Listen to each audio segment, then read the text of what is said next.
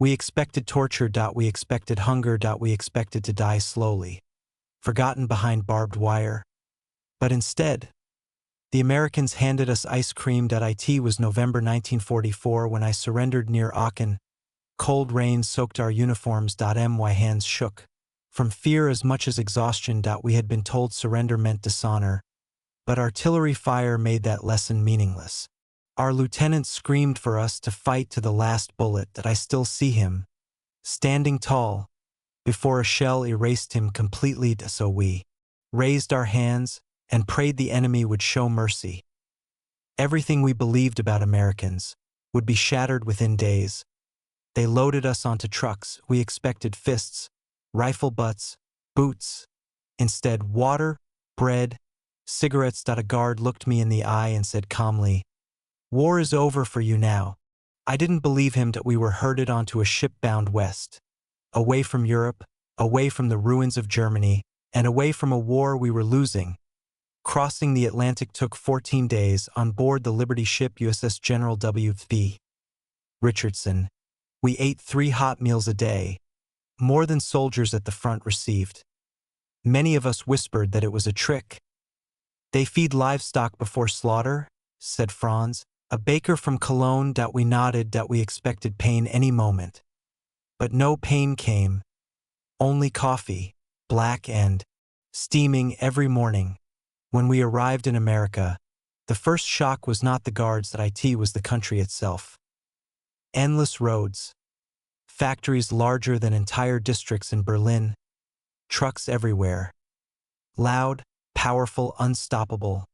Hans, a machinist, muttered the first truth most of us had ever spoken aloud. "This is why Germany will lose. We had industry. America was industry." Our camp, Camp Hearn, Texas.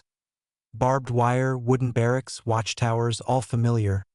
But then came dinner. Real beef. Mashed potatoes drowning in butter. White bread softer than clouds. A slice of pie. And then the miracle. A small cup of something frozen. Cold. Sweet. Pure heaven. Ice cream. Men who had survived Stalingrad, Anzio, and Normandy sat and cried like children. One prisoner asked a guard, "Is this a holiday?" The guard laughed. "It's just Wednesday." Every day that passed ripped another thread from the Nazi lies inside us. We had been told Americans were barbarians, uncivilized mongrels. A nation of weak blood and weaker will. But here, they gave us medical care. They allowed church services. They let us write home. Some guards even tried to learn our names. The biggest shock of all came weeks later. We were allowed to buy Coca-Cola with wages we earned cutting wood and harvesting cotton. We held those bottles like relics. Cold glass. Bubbles dancing to the surface. A taste no German factory had ever created. A symbol of power. Of confidence. Of victory. We had believed we were the chosen ones. Superior. Destined to rule Europe. But the truth tasted sweet and sharp on the tongue. We had been lied to, and they were winning because they earned it. Christmas 1944. We braced for loneliness and punishment. Instead, bells, music, turkey and cranberries, pumpkin pie, and yes, more ice cream. An American chaplain spoke to us through a translator. "In this place, war does not exist tonight." And for the first time since 1939, I felt peace. I didn't know whether to thank him or break down in shame. But guilt was always close. News arrived slowly, but brutally. Cologne bombed, Hamburg in ashes, the Eastern Front collapsing, families missing, cities dead. Every letter felt like a wound. We wondered, how can we eat like kings while our country starves? No one had an answer. Yet the greatest realization was simple. The men guarding us were not monsters. They laughed, showed us photos of wives, argued about baseball, borrowed lighters, shared cigarettes. Our propaganda had painted them as animals, but here we were, treated more humanely than our own regime allowed, and slowly, painfully, we began to ask ourselves, who were the barbarians? Because behind the wire, America gave us three things Germany never had enough of: food, freedom, and a future. The war was ending, Hitler was collapsing, Germany was bleeding out. But inside this strange, generous captivity, a quiet rebirth had begun. That we were no longer perfect soldiers, and no longer blind followers, and no longer proud conquerors, that we were just men. Men trying to understand how an enemy could show such mercy while our leaders demanded we die for nothing. And that question would haunt us far longer than any prison fence. But this was only the beginning. What came next would change us forever. Winter in Texas was nothing like winter in Germany. No snow, no frozen trenches, no artillery thunder haunting the nights. The silence was almost frightening. For the first time since I was 17, I woke up without the sound of death nearby. That should have brought comfort. Instead, it brought thoughts I had buried deeply, because when the shooting stops, the remembering begins. Every newcomer brought rumors.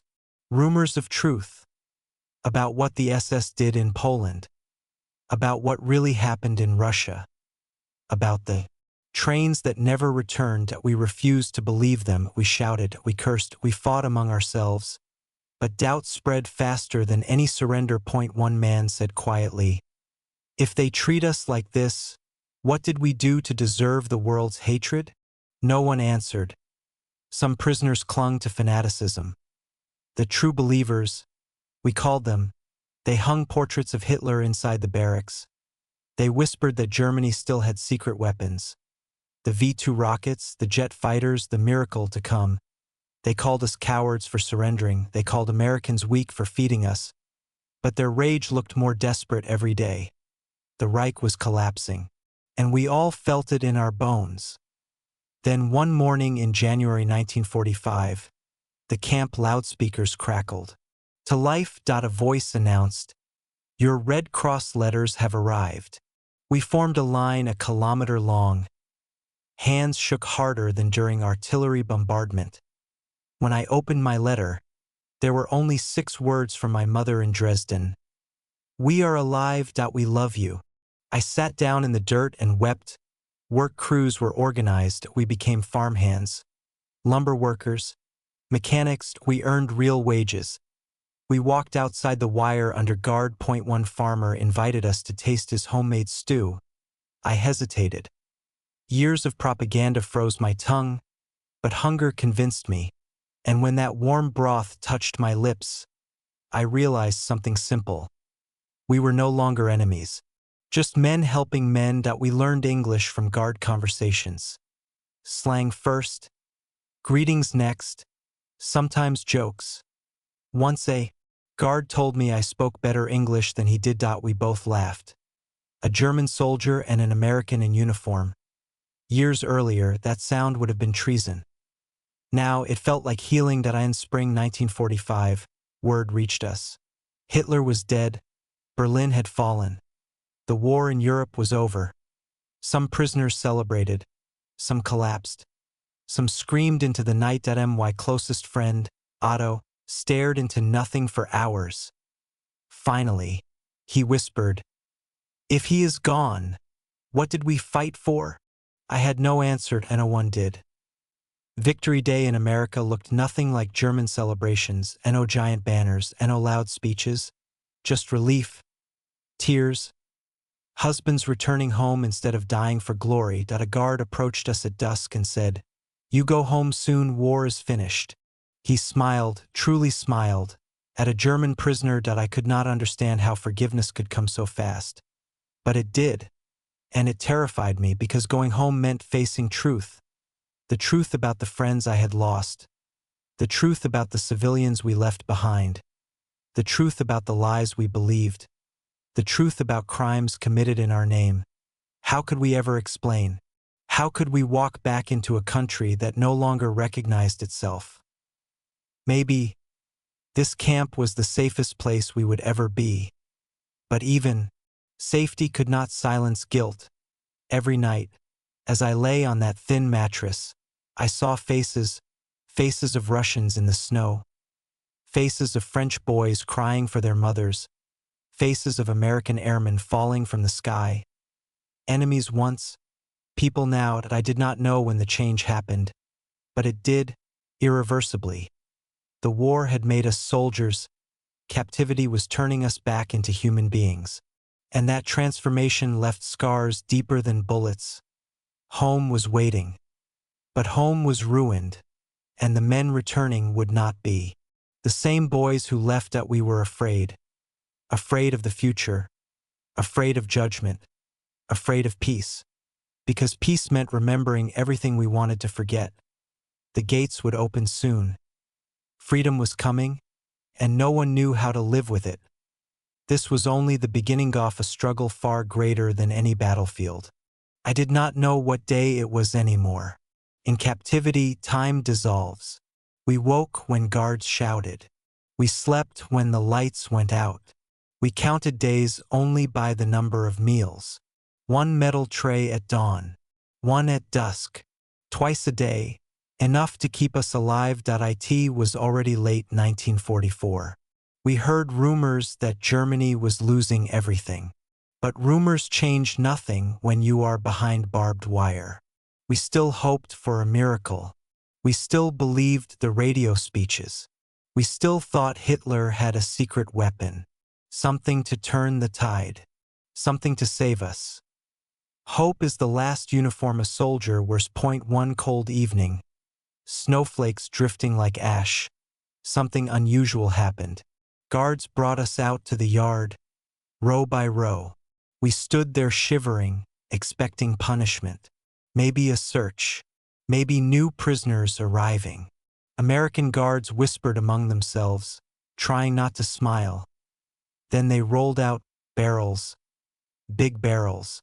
With painted red stars around the edges. The guards laughed at our confusion. Then one of them, Sergeant Miller, tapped the side and shouted, "Ice cream!" I thought I misheard. Ice cream? In a prisoner of war camp. We stared like animals seeing fire for the first time. Miller shrugged and repeated himself, slower this time, "Ice cream! For you!" He handed the first metal cup to a boy from Bremen who still had freckles. The boy sniffed it cautiously, then took a small taste. His eyes widened. He called out, "Es ist süß, wie Schnee aus Zucker." Sweet snow. That was the best description. I hesitated. What if it was a trick? Poison? Americans were clever. They wanted to soften us. Make us forget who we were. Make us forget Germany. But hunger defeated ideology long ago. I dipped my spoon in. Vanilla. Cold as winter wind. Sweet as childhood. Smooth as milk we hadn't tasted in years. For a moment, I forgot the war. Men around me whispered prayers. Some cried silently. Fritz, the former machine gunner, ate too fast and froze his tongue to the spoon. Others laughed for the first time since captivity. The guards watched us. Not with hate, not with revenge, but with pity, maybe even kindness. That frightened me more than guns. If these Americans were monsters, why give ice cream to prisoners? If we were monsters, why did they see us as human? That night, I could not sleep. Everything I thought I knew about the enemy cracked. And that was only the beginning. Days later, another surprise. A red truck pulled up inside the fence. On its side, white letters we could not read yet. Soldiers unloaded wooden crates. The officers ordered us to gather. Bottles, dark glass, silver caps, and inside, a brown, bubbling liquid.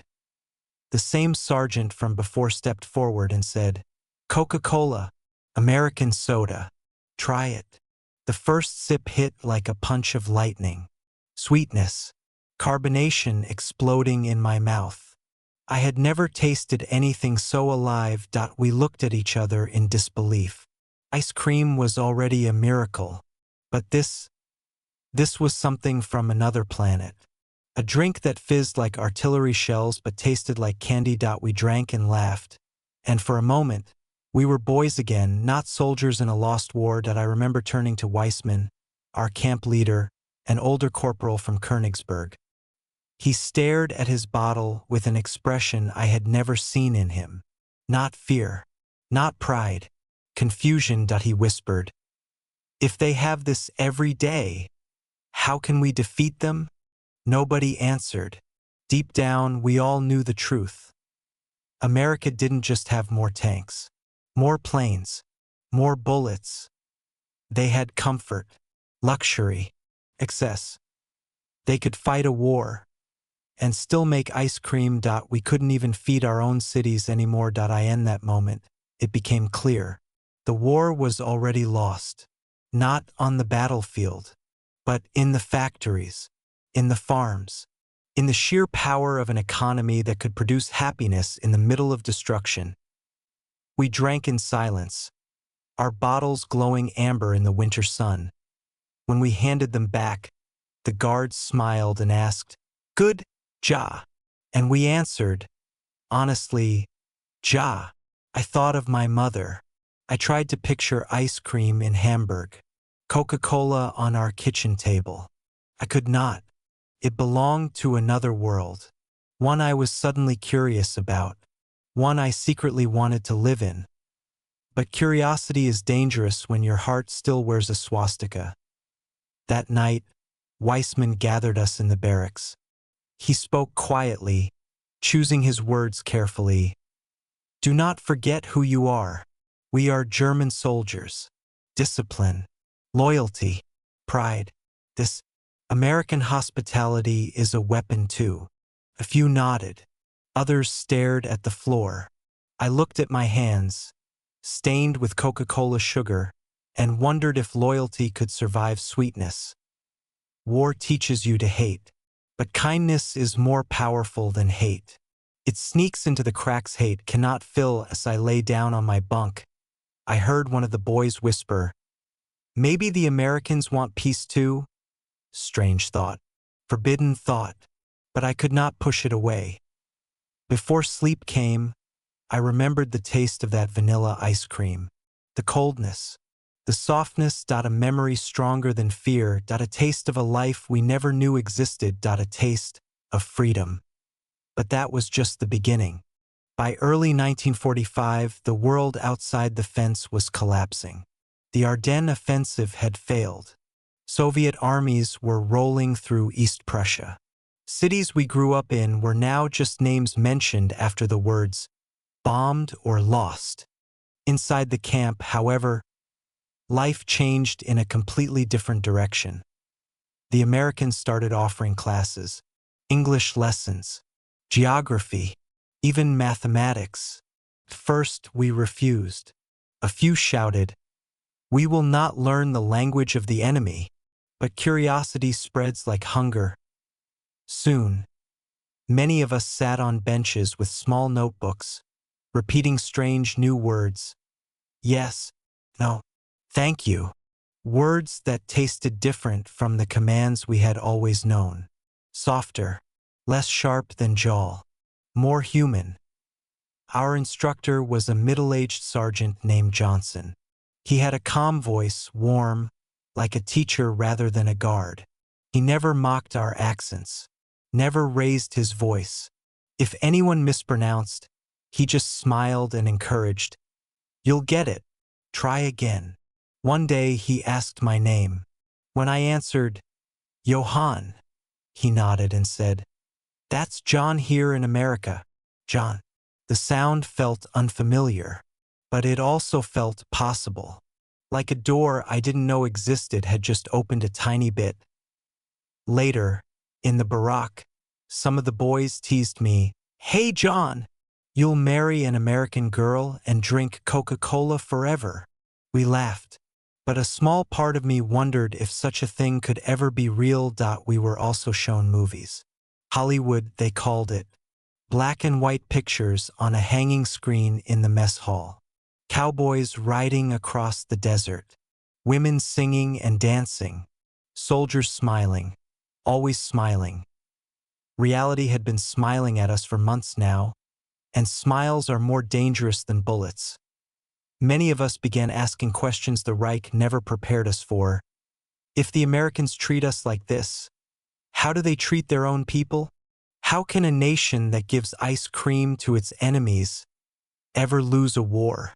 The answers were already visible in every crate of food, every new truck, every guard with a watch more expensive than our uniforms. The United States wasn't just winning. They had always been years ahead, and we never saw it.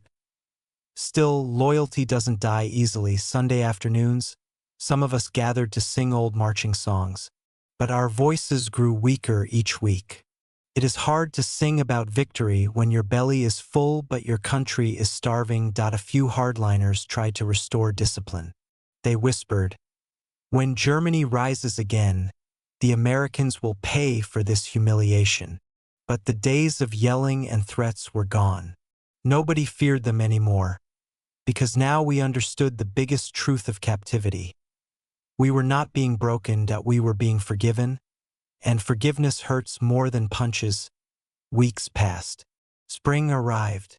The snow melted from the guard towers. Grass grew along the fences.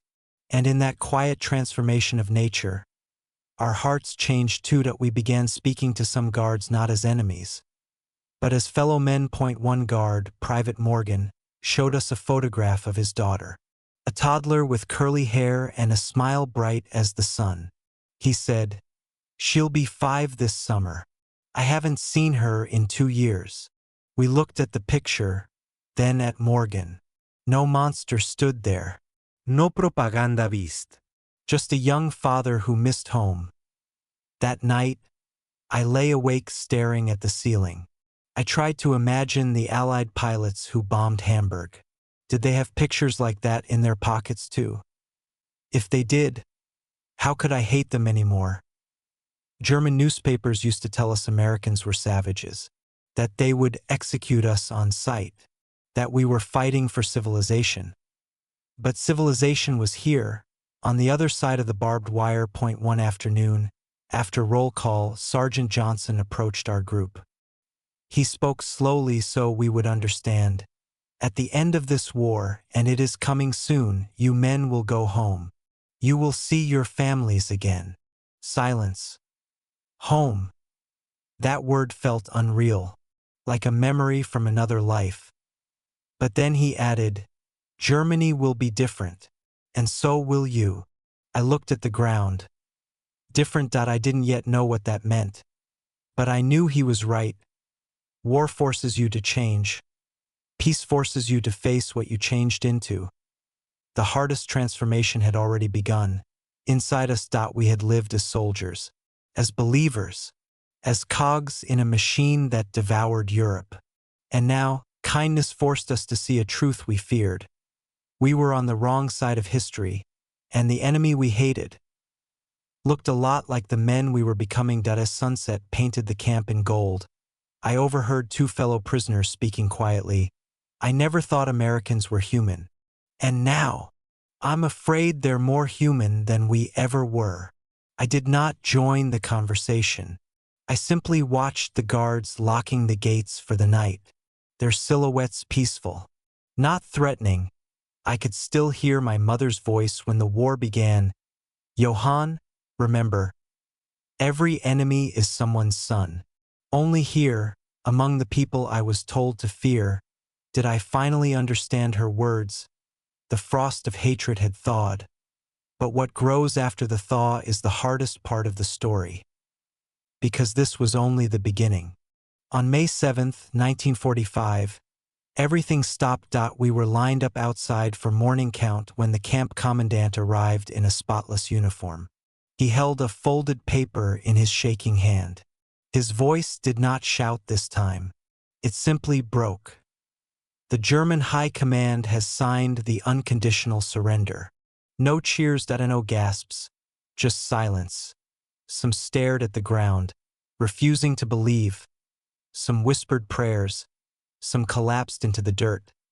Not from grief, but from the weight of final truth. The Reich was gone. Everything we fought for, gone. Everything we lost, meaningless.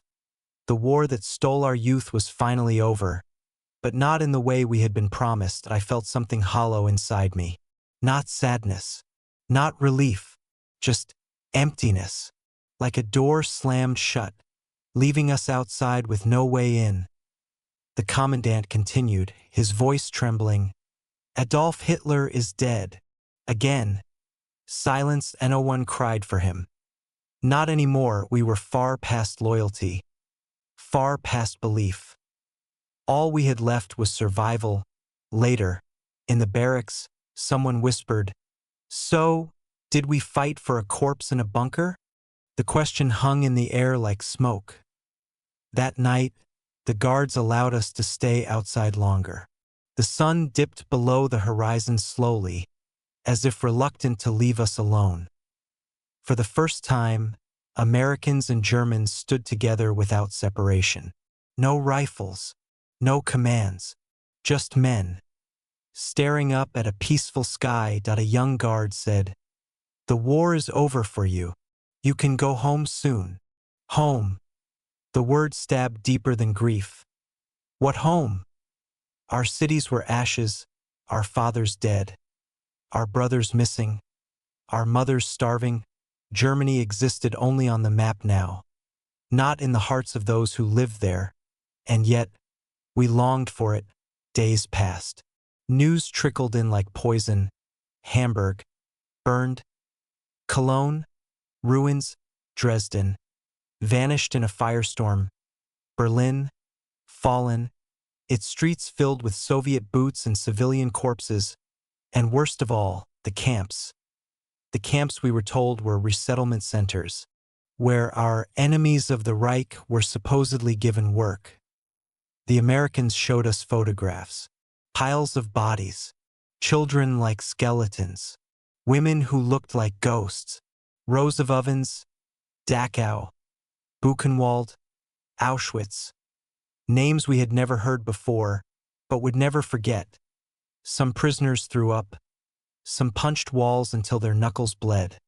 Some refused to look and screamed, "Lies! All lies!" But the images didn't lie. We had fought for a country that built hell on earth. We were not the victims anymore. Not the heroes. Not the righteous. We were the ones who made this possible. That guilt would never leave us. It still hasn't. One evening, I sat outside alone. Sergeant Johnson approached quietly and sat beside me. No uniform, hat, no rifle, just a man. He handed me a Coca-Cola. Cold, fizzy, sweet. "We can't change what's done," he said, "but we can choose who we are tomorrow." His words pierced deeper than any bullet in the distance. A radio played jazz. Music band in the Reich called Degenerate. Yet tonight, it sounded like freedom itself. A group of prisoners and guards gathered near the kitchen, laughing, sharing cigarettes. Some tried to dance awkwardly to the swing music. It looked human. It looked possible. But when I tried to join, my legs froze. War had trained them only for marching. Johnson noticed. "You'll get there," he whispered, "when you're ready." Later that night, I wrote a letter to my mother. I didn't know if she was alive.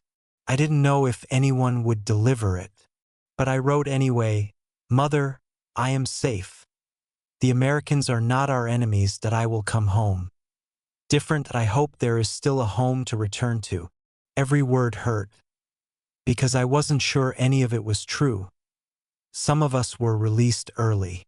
Farmers, medical workers, boys under 18, men over 45. They walked out of the gate filled with hope, but returned days later. "Home is worse than here," they said. "No food, no shelter, no future." The Americans listened at us. They did something unimaginable. They asked for volunteers to stay. To help rebuild Germany. To help rebuild ourselves. I signed my name without hesitation. Not from duty. Not from fear. From a simple desire to make something right after a lifetime of wrong. The guards congratulated us like new recruits. But this time there were no salutes. No flags. Just a handshake. Firm. Honest. In a small notebook they gave me, I wrote a promise. I will never again follow an order that kills my conscience. Outside the fence, the world was being rearranged. Borders redrawn. Nations divided. The war had ended, but peace was far from peace. Inside the fence, though, something fragile but beautiful began. We planted gardens, we repaired tools. We played football with the guards, and lost. Always that we learned songs not about war, but about love. That it felt like learning to walk again. One afternoon, Morgan approached me with a smile. You know, Johann, when this is over, you could stay in America. Work, study, live. I laughed softly. Who would want a German soldier here? He shrugged. America's a big place. Bigger than hate. His words stunned me. Bigger than hate. Bigger than the war. Bigger than everything we had believed. Silence followed, but not the dark kind that haunted prisons. This silence was filled with possibility. As the sun set behind the watchtowers, painting the sky in gold and pink, something inside me whispered. Maybe the war was not the end of my story. Maybe it was the beginning. But that was just the beginning. On May 7th, 1945, everything stopped. We were lined up outside for morning count when the camp commandant arrived in a spotless uniform. He held a folded paper in his shaking hand. His voice did not shout this time. It simply broke. The German High Command has signed the unconditional surrender. No cheers, no gasps, just silence. Some stared at the ground, refusing to believe. Some whispered prayers. Some collapsed into the dirt. Not from grief, but from the weight of final truth. The Reich was gone. Everything we fought for, gone. Everything we lost, meaningless. The war that stole our youth was finally over, but not in the way we had been promised. I felt something hollow inside me. Not sadness, not relief, just emptiness, like a door slammed shut, leaving us outside with no way in. The commandant continued, his voice trembling. Adolf Hitler is dead. Again. Silence, and no one cried for him. Not anymore. We were far past loyalty, far past belief. All we had left was survival. Later, in the barracks, someone whispered, "So, did we fight for a corpse in a bunker?" The question hung in the air like smoke. That night, the guards allowed us to stay outside longer. The sun dipped below the horizon slowly, as if reluctant to leave us alone. For the first time, Americans and Germans stood together without separation. No rifles, no commands, just men. Staring up at a peaceful sky. A young guard said, "The war is over for you. You can go home soon." Home. The word stabbed deeper than grief. What home? Our cities were ashes, our fathers dead, our brothers missing, our mothers starving. Germany existed only on the map now, not in the hearts of those who lived there, and yet, we longed for it. Days passed. News trickled in like poison. Hamburg, burned. Cologne, ruins. Dresden, vanished in a firestorm. Berlin, fallen, its streets filled with Soviet boots and civilian corpses. And worst of all, the camps. The camps we were told were resettlement centers, where our enemies of the Reich were supposedly given work. The Americans showed us photographs. Piles of bodies. Children like skeletons. Women who looked like ghosts. Rows of ovens. Dachau. Buchenwald. Auschwitz.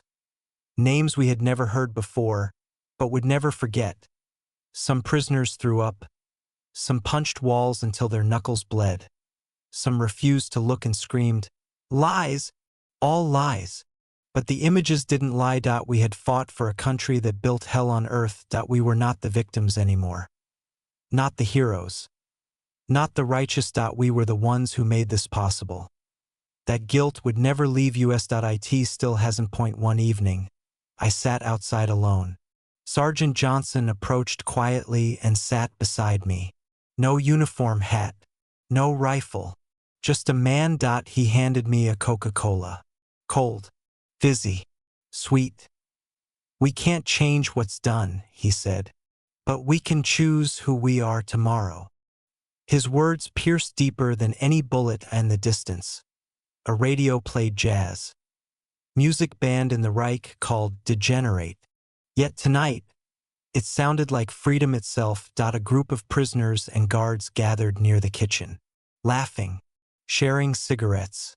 Some tried to dance awkwardly to the swing music. It looked human. It looked possible. But when I tried to join, my legs froze. War had trained them only for marching. Johnson noticed. "You'll get there," he whispered, "when you're ready." Later that night, I wrote a letter to my mother. I didn't know if she was alive. I didn't know if anyone would deliver it. But I wrote anyway, "Mother, I am safe.